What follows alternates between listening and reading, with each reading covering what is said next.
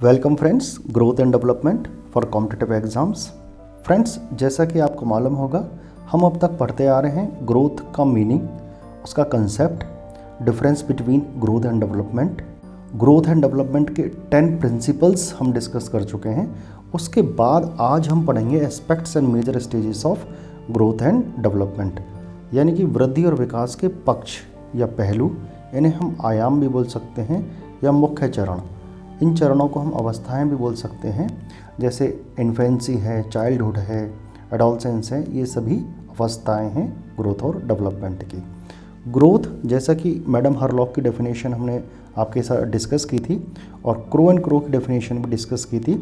उन दोनों डेफिनेशंस का सार ये है कि जिसे मापा जा सके, जिसे रूप रंग आकृति के आधार पर दृश्य रूप से पहचाना जा सके, तोल कर या नाप कर जिसको हम अनुमानित कर सकें या जिसकी पहचान कर सकें, वो सारे शारीरिक परिवर्तन हमारे ग्रोथ के अंदर या वृद्धि के अंदर आएंगे। इस तरह से ग्रोथ का केवल एक एस्पेक्ट बनता है और वो है शारीरिक एस्पेक्ट या भौतिक एस्पेक्ट या फिजिकल एस्पेक्ट। तीनों शब्दों का मतलब एक ही है। अब आगे चलते हैं डेवलपमेंट। डेवलपमेंट, जैसा कि हम पढ़ते आ रहे हैं, ग्रोथ भी डेवलपमेंट का एक हिस्सा है। और यस, यहाँ हमने पहली चीज़ ये लिखी है कि डेवलपमेंट का पहला एस्पेक्ट यानी कि पहला आयाम फिजिकल एस्पेक्ट होगा। अब अगर हम इसकी इम्पोर्टेंट स्टडीज़ के बारे में बात करें तो ये एक मिक्स फील्ड है। इसके ऊपर किसी विशेष व्यक्ति ने कार्य नहीं किया है। बहुत सारे व्यक्तियों ने, संस्थाओं ने, बहुत सारी ज्ञान की अलग अलग शाखाओं ने इस संबंध में अपने विचार प्रस्तुत किए हैं और उनके आधार पर हम फिजिकल एस्पेक्ट्स या भौतिक पहलुओं को जान पाते हैं। विकास का जो दूसरा पहलू होगा वो होगा कॉग्निटिव एस्पेक्ट या संज्ञानात्मक पहलू। संज्ञानात्मक पहलू का अर्थ हमारी बुद्धि, हमारी तर्क करने की, सोचने की, विचार करने की क्षमता, हमारे इमेजिनेशन, इन सारी चीज़ों से है। कॉग्निटिव एस्पेक्ट के अंतर्गत सबसे ज़्यादा जिस व्यक्ति ने काम किया है वो है जीन पियाजे। आपको मालूम होगी इनकी कॉग्निटिव स्टेज थ्योरी, जिसे हम संज्ञानात्मक चरण सिद्धांत के नाम से भी जानते हैं। इस थ्योरी में उन्होंने बहुत अच्छे से कॉग्निटिव डेवलपमेंट किस प्रकार से होता है, कैसे उसकी स्टेजेस होती हैं, वो आगे किस प्रकार से कार्य करता है, इन सारी चीज़ों को मेंशन किया है। दूसरे व्यक्ति जिसने इसके संबंध में काम किया है वो है ए नाम चॉम्स्की। और ए नाम चॉम्स्की ने सबसे ज़्यादा जो कार्य किया है वो उन्होंने संज्ञानात्मक पहलू के भाषा विकास के सिद्धांत पर काम किया है। यानी कि भाषा का विकास किसी भी व्यक्ति में किस प्रकार से होगा, इस चीज़ को एक्सप्लेन किया है बहुत ही शानदार तरीके से ए नाम चॉम्स्की ने। अब बात करते हैं सोशल डेवलपमेंट या सामाजिक विकास की। सामाजिक विकास के क्षेत्र में दो व्यक्तियों के नाम। सामाजिक विकास से तात्पर्य क्या है? इसका पूरा संबंध है एनवायरनमेंट से। आपको मालूम होगा, हमने पढ़ा था development is equal to H into E. यहाँ पे H जो है हेरिडिटी है, यानी हमारी जेनेटिक्स है, और E का मतलब एनवायरनमेंट से है। तो इस तरह से फ्रेंड्स, H इंटू ई का मतलब हेरिडिटी और एनवायरनमेंट दोनों का ही इफेक्ट इंसान के ऊपर पड़ता है। और सोशल डेवलपमेंट पूरी तरह से किससे रिलेटेड है? एनवायरनमेंट से रिलेटेड। यस, यहाँ पे दो व्यक्तियों का नाम प्रमुख रूप से आता है। पहले व्यक्ति हैं अल्बर्ट बंडूरा, और आपको मालूम होगा इन्होंने सामाजिक अधिगम का सिद्धांत, जैसे सोशल लर्निंग थ्योरी है, इन्होंने दिया था। और इसमें उन्होंने बताया था कि बालक किस प्रकार से सामाजिक रूप से चीज़ों को सीखते हैं। दूसरे व्यक्ति जिन्होंने एरिक एरिक्सन हैं, जिन्होंने साइको सोशल डेवलपमेंट थ्योरी, यहाँ पे DT का मतलब है डेवलपमेंट थ्योरी, ये थ्योरी दी थी, जिसे हम मनोसामाजिक विकास का सिद्धांत के नाम से हिंदी में जानते हैं। और इन्होंने इस विकास के सिद्धांत में बहुत शानदार तरीके से बालकों की समस्याओं का, उनके सामाजिक विकास को बहुत अच्छे तरीके से एक्सप्लेन किया है। आने वाले वीडियोज़ में हम इसके ऊपर एक पूरा अलग से वीडियो आपके साथ सीखेंगे, पढ़ेंगे। इसमें आपको फ्रेंड्स एक दो चीज़ें और ध्यान रखनी चाहिए एरिक एरिक्सन की थ्योरी में, और वो है पहचान का संकट। यस, पहचान का संकट ये एडोलसेंस टाइम पे होता है। एडोलसेंस यानी कि किशोर अवस्था में होता है। किशोर अवस्था में किसी भी किशोर को आइडेंटिफाई करने में स्वयं को बहुत ज़्यादा क्राइसिस यानी कि बहुत ज़्यादा संकट का सामना करना पड़ता है। किशोर तय नहीं कर पाते हैं कि उनकी खुद की पहचान क्या है, खुद वो क्या है। अपने आप में वो खुद अपने आप को एक पहेली के रूप में पाते हैं। और इस तरह से एरिक एरिक्सन ने आइडेंटिटी क्राइसिस के ऊपर जो कंसेप्ट दिया है वो अविस्मरणीय है। फ्रेंड्स, फिजिकल, कॉग्निटिव और सोशल डेवलपमेंट के बाद जो अगला डेवलपमेंट है दैट इज़ इमोशनल डेवलपमेंट या भावनात्मक विकास। भावनात्मक विकास का सीधा सीधा मतलब ये है हमारे आवेग, हमारे संवेग, हमारा भय, प्रेम, राग, अनुराग, ये सारे भावनात्मक विकास के अंतर्गत आते हैं। जिन दो व्यक्तियों ने इसके ऊपर प्रारंभ में काम किया वो व्यक्ति हैं पीटर सालोवी और जॉन मेयर। यस, इन दो व्यक्तियों ने प्रारंभ में इसके ऊपर काफ़ी शानदार काम किया भावनात्मक विकास के ऊपर, और भावात्मक विकास का सिद्धांत इन्होंने दिया।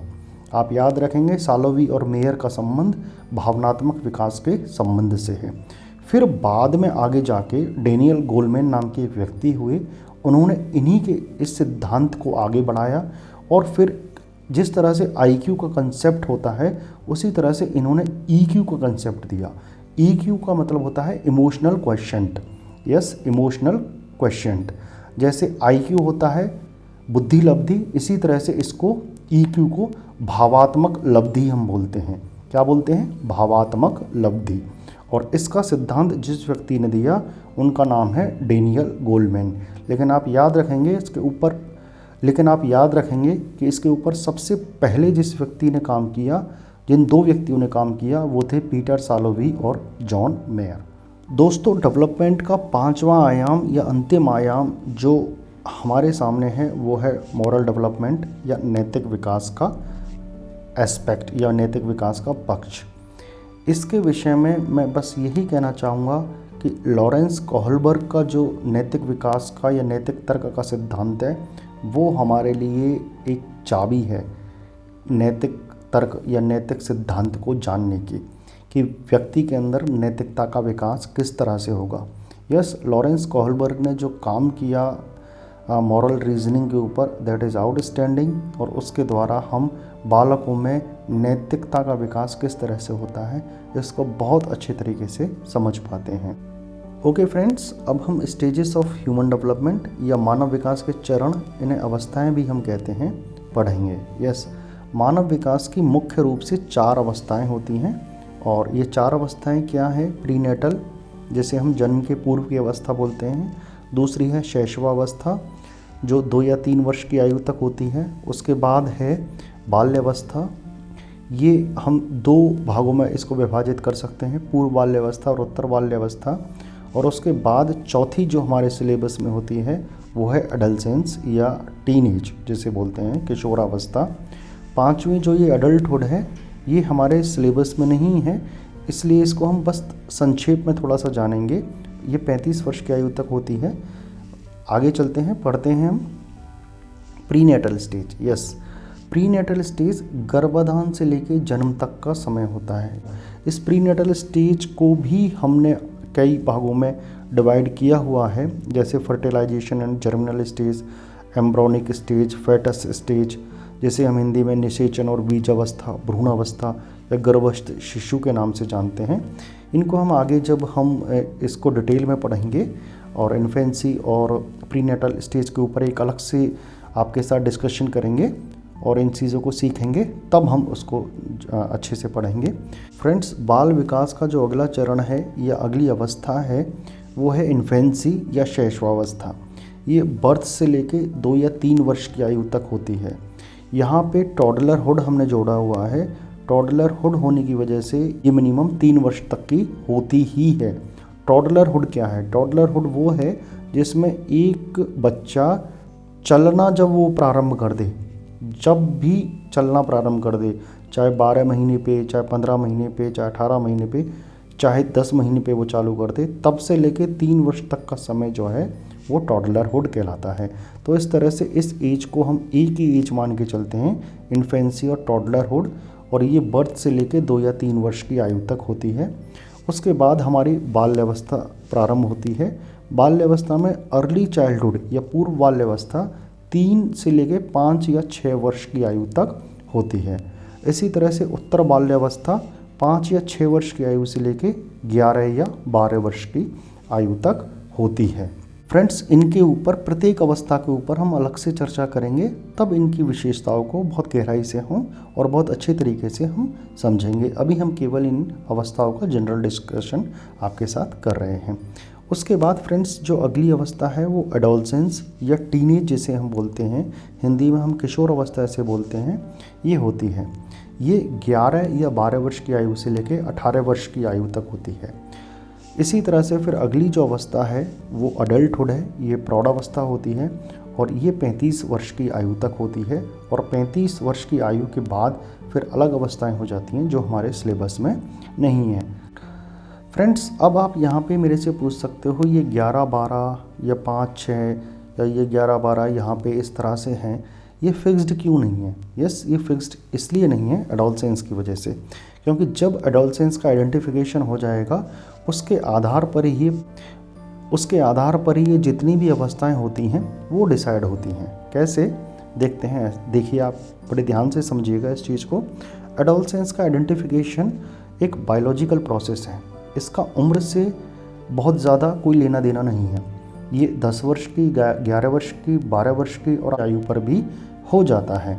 तो इसमें बेसिकली क्या होता है, ये एक बायोलॉजिकल प्रोसेस है जिसे मैं आपके साथ डिस्कस करना चाहूँगा। ये स्टार्ट होता है ऑनसेट ऑफ प्यूबर्टी, यानी कि यौवन के प्रारंभ से। और इस समय क्या होता है कि हमारा ब्रेन जो है वो मैसेजेस देता है हमारी बॉडी को, और उन मैसेजेस के थ्रू 2 हार्मोन्स हमारी बॉडी में बहुत बड़ी मात्रा में रिलीज़ होते हैं। फीमेल्स में एस्ट्रोजन और मेल्स में टेस्टोस्टेरोन, ये दो हार्मोन जो हैं बहुत बड़ी मात्रा में रिलीज़ होते हैं। और इन हार्मोन का क्या प्रभाव पड़ता है, इनका शारीरिक रूप से, मानसिक रूप से, संवेगात्मक रूप से, सामाजिक रूप से पूरी तरह से किशोर या किशोरी के ऊपर प्रभाव पड़ता है। और इस समय को, जैसा स्टेनली हॉल बोलते हैं, ये बहुत ही दबाव, तनाव और संघर्ष का काल होता है। ये बेसिकली इन 2 हार्मोन की वजह से ही होता है। आपने देखा भी होगा, एकदम से बाल्यावस्था होती है और बाल्यावस्था के बाद एक टाइम इस तरह का आता है कि बालक के फीचर्स या उसकी मसल्स या उसके शरीर के बनावट या रूप रंग को देख के हम पता कर पाते हैं कि इसमें कुछ अंतर है। इस अंतर को हम देखकर तो पता लगा ही पाते हैं। इसके अलावा इसका बायोलॉजिकल बेसिस भी है, जैविक आधार भी है। और उस जैविक आधार पर हमारी 8th क्लास की NCERT बोलती है, साइंस की NCERT बोलती है, एबिलिटी टू रिप्रोड्यूस, यानी कि प्रजनन की क्षमता किशोर या किशोरी के अंदर उत्पन्न हो जाती है और वही इस काल का निर्धारण करती है। तो क्या होता है, फीमेल्स में completion of first month cycle, यानी कि जैसे ही फर्स्ट मंथ साइकिल कंप्लीट होगी किसी भी फीमेल के अंतर्गत, उसको एडोलसेंस में प्रवेश मान लिया जाएगा। इसी तरह से मेल्स के अंदर जब भी फर्स्ट इजैकुलेशन होगा, और मेल्स के अंदर ये first ejaculation most of the time natural होता है, नेचुरल होने के साथ साथ ज़्यादातर नाइट में होगा और किशोर को पता भी नहीं चलता है, वो अनअवेयर होते हैं। लेकिन इस इजैकुलेशन के साथ ही उनके अंदर एबिलिटी टू रिप्रोड्यूस, यानी कि प्रजनन की क्षमता आ जाती है। जैसे ही किशोर और किशोरी के अंदर एबिलिटी टू रिप्रोड्यूस या प्रजनन की क्षमता विकसित होती है, उनकी एडोलसेंस का आइडेंटिफिकेशन हो जाता है। उसी एज से उनकी एडोलसेंस को मान लिया जाता है। अब यहाँ मैं आपके साथ डिस्कस करना चाहूँगा, अगर किसी किशोर या किशोरी में ये प्रजनन की क्षमता एबिलिटी टू रिप्रोड्यूस 10 वर्ष की आयु में हो रही है, यानी कि 10 वर्ष की आयु में हो रही है, तो इस 10 वर्ष की आयु में उनको एडोलसेंस या किशोर मान लिया जाएगा। अगर ये 11 वर्ष की आयु में हो रही है तो ठीक 11 वर्ष की आयु में माना जाएगा। 11 वर्ष और 3 महीने की आयु पे हो रही है तो उस समय उस पर्टिकुलर पॉइंट पर उनको किशोर माना जाएगा बायोलॉजिकली। आप इस चीज़ को याद रखेंगे कि किशोर अवस्था का आइडेंटिफिकेशन इन 2 हार्मोन्स की वजह से है।